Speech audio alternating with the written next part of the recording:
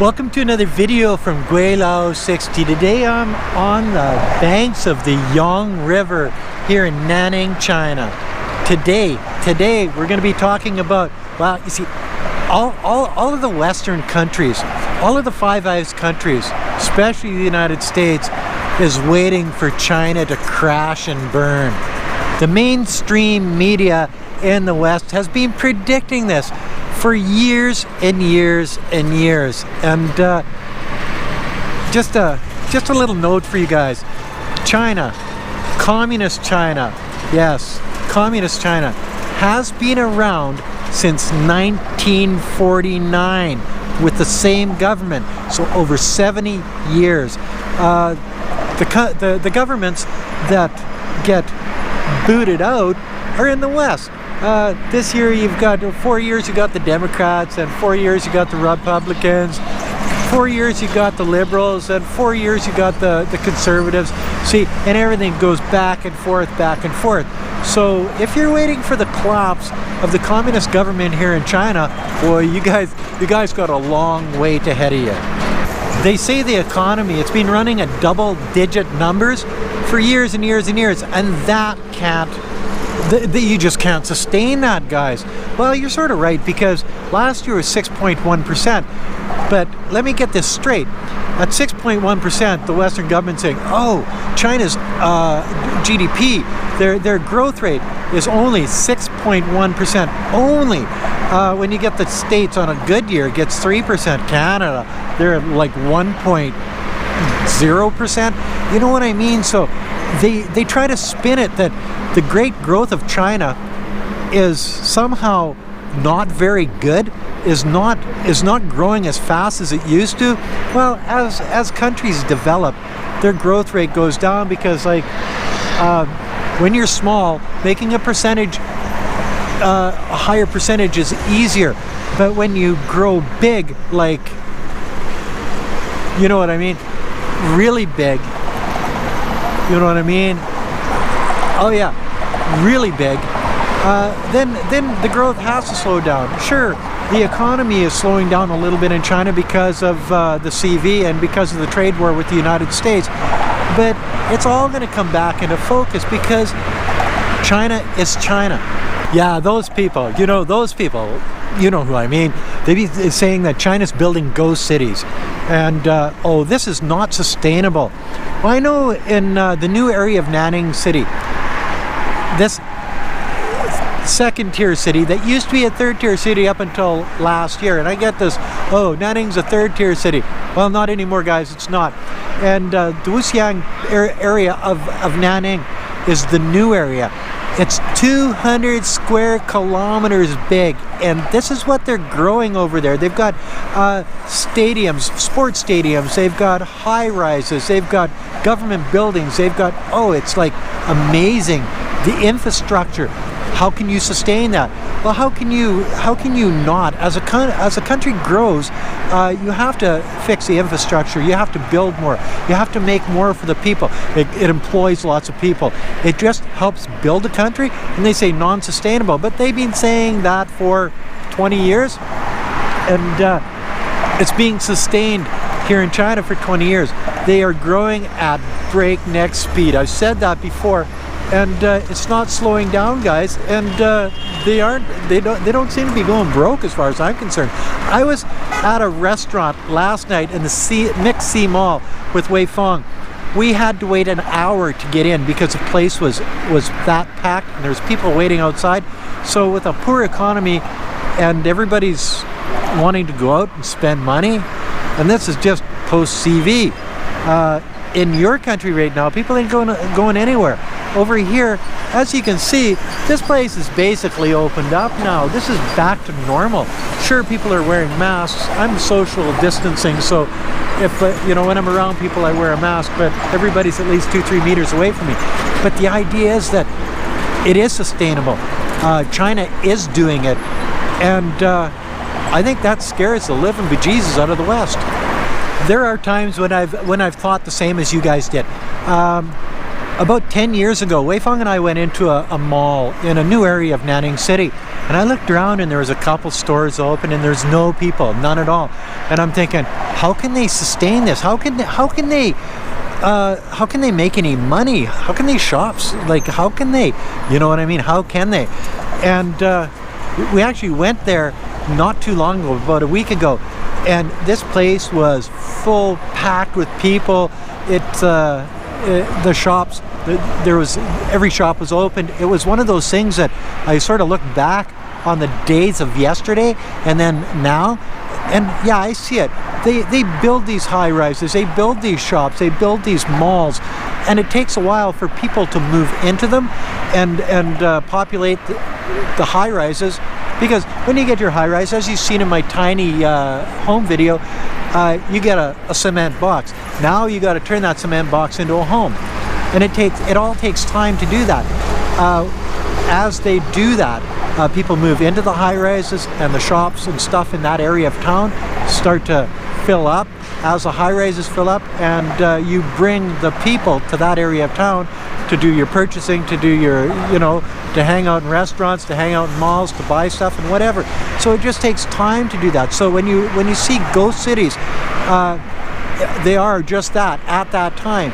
But as people sort of slowly move into these cities, they become vibrant new areas of China. And being in Nanning, I've seen this, because Nanning started at about 3.5 million people when I was here in 2003. Now it's about 7.35 million people in 2020. So in 17 years, it's more than doubled in size. And I've seen areas grow, and my God, Martha, it's scary. They build this stuff. It's multi-million-dollar operations, and there's nobody there. And then a couple years later, this place is packed with people, and the shops are doing well, and the malls are doing great. And so sustainable? Yeah, it's sustainable. And you get into the manufacturing, and they say, well, China makes cheap products. Well, yeah, they used to. China, their factories are not sustainable, because there's too much competition in Cambodia and Brazil and all around Laos and the Philippines to make these cheap products. Well, yeah, but you see, China's not stupid. What they did is they started making high-end products, IA. They started making cell phones and computers and airplanes and all of this stuff. So when they decided to do that, there's more bang for their buck type thing, and they grow that way. The smaller stuff, yeah, whatever. Is it sustainable for them to keep manufacturing China? Obviously it is, just for the fact that they're still doing it. They're still doing it really well, and they're actually putting the West to shame in this section, because this is where all of the things that you see around you have been built from, because they know what they're doing. They know how to make money. They know how to manufacture things. They know how to build machines that manufacture things. They know how to train people to do the manufacturing. They know how to do their logistics. They know all of this stuff. So is this sustainable? Is this going to crash and burn too? No, it's going to change into higher end stuff from the low end plastic toys that you're used to coming from China. It's going to be the cell phones, the 5G. Oh yeah, and then when it gets to that point where they are manufacturing the high end stuff, well then it's not sustainable, because these smaller countries are going to take it away. Now it's not sustainable because we're not going to buy those products, because they're going to use those products to spy on us. Yes, so they've always got an angle to sort of twist and turn it so that China always looks bad, always looks like it's going to collapse, always looks like it's going to crash and burn. And these are only predictions from countries like the United States and Canada, Great Britain, Australia, New Zealand, you got it, that they're sort of looking at their own economies. And it's, looking at a smoke and mirrors, or not even smoke and mirrors, but thinking that China is going to progress the same way as they did. But they're not. They're not going to progress the same way as the West did, because they've got a total different outlook on life. They have a different government. They have different work ethics. They just think and look and act differently than you do in the West when it comes to this stuff. they're not scared to make investments. They're not scared to embrace new technology. They're not scared to build roads, infrastructure, make things easier for their people. And in doing that, if I need to go from Nanning to Guangzhou to do business, it's only going to cost me a couple $100 and 3 hours on a high-speed train. Where you get into the West, you got to jump in your car, get on an airplane. It just makes it so much easier. So is it sustainable? Well, of course it is. This is China. And don't even get me started on Chinese vehicles, because back in the day, say 6-7 years ago, they had pretty shitty vehicles, Wulian vans and stuff like that. But now, and all you saw was the higher end guys driving Toyotas, Nissans, Mercedes-Benz, BMWs, Chevys, Buicks were really popular. Yeah, the odd Ford, not a lot of Ford. I'm not a Ford guy, so I'm not plugging them. But you see, now when I look around China in the last 5 or 6 years, I see more and more and more Chinese driving Chinese-made vehicles. Why? Because the standards are getting higher and higher and higher. And these vehicles are a lot cheaper in China because they're made in China. They don't have the tariffs, because there is tariffs. Trump puts them on, China puts them on. Big deal. So the Western vehicles are more expensive, and the Chinese vehicles are just as good now. So what would you buy? Would you spend would you double the price of your vehicle to drive a Toyota? Or would you drive something that's made in China that's just as good, and then promote your own factories, put the money into your own local government, own local businesses, own local factories, rather than buying something from another country that is not dealing with you in a very good manner. Look at the government of the United States and all of the rhetoric. Look at the government of Canada, all the rhetoric. Look at the mainstream media from all these countries and all the rhetoric. Why help these people out if you can just buy local?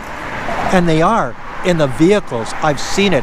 It's and I've driven around in a lot of these vehicles, and they're just as good as the ones in the West.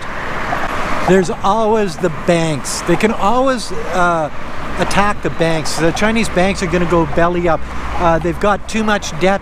There's so much bad debt out there. Oh, their ratio to bad debt is just phenomenal. Okay, well, that's true in any banking system, but they say that the Chinese banking system is in trouble just for the fact that they've got too much bad debt on their books. Well, I remember 2008, 2009 when the states had problems with their banks. Canada didn't. Canada was actually pretty strong there. They had good regulations in place. But in China, because I was in China during that time period, and I never saw anything. There wasn't even a hiccup. So the banks have been strong through those bad times in China, and I think, if I'm not mistaken, at that time there was $400 and some billion that the Chinese sort of invested in the Western world to help them kickstart their economies. That was Chinese money, guys. So when you say the Chinese banks are in trouble, no, you're sort of looking at your history and thinking that your history and the Chinese history are the same. They're not. The Chinese have never had a problem with their banking system, and it's probably because the government backs the banking system here really, really well. And I think it's a good thing, because it sure helps with building infrastructure. It sure helps with building business.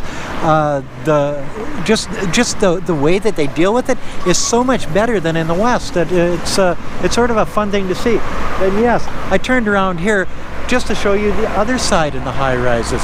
Like, I'm in the middle of a metropolis here, and this is the place that the West is saying is crashing and burning. Look around you. Then there's the Chinese stock market. Okay, now let's talk about CV time, right? Let's talk about today in this world. And you look at the stock markets of the West, and they've taken a frickin' beating. The New York Stock Exchange, TSX, NASDAQ, all of these guys have just been plummeled to the max. Chinese Stock Exchange, Shanghai Stock Exchange, down 1.78%. Why is this? I'll tell you why it is. Because the Chinese people are confident in their government. They're confident in their economy, and they're confident in the people of China. So when it comes to bailing on their investments, they're not willing to do that. What they're willing to do is to invest more, if there's a little bit of a dip, well, they stick with it because they know that they have confidence in the future of China to not only grow, but the government to do the right thing to help the country grow and the businesses to grow in this country. So when you're looking for a country that's going to crash and burn, you better not be looking at China, because that's just not going to happen. So I think what you're seeing here is that the Western countries are telegraphing their fears and sort of thinking that the same thing is going to be happening to China, and it's not. China's a very strong economy. It's a strong country. It's got strong people and a very strong government. And these are things that are fairly important to a growing economy like China has. China's not going to crash and burn. China's not going to be thrown under the bus by any other country just for the fact that China is its own country. It'll do its own thing, and it has been doing its own thing, and that's what pisses off the rest of the world. Anyway, that's another video from Guilao60. If you like this video, as always, like, comment, subscribe, push that share button, and thanks for watching. Bye now. Oh, no, hit the bell, make a comment. Don't forget to make a comment, and never forget to put a couple bucks on the Children's Patreon account. This is for a good cause, guys and girls. It's for poor rural Chinese children. They just need a helping hand. We can give them that helping hand. Help me help them. Thanks for watching. Bye now.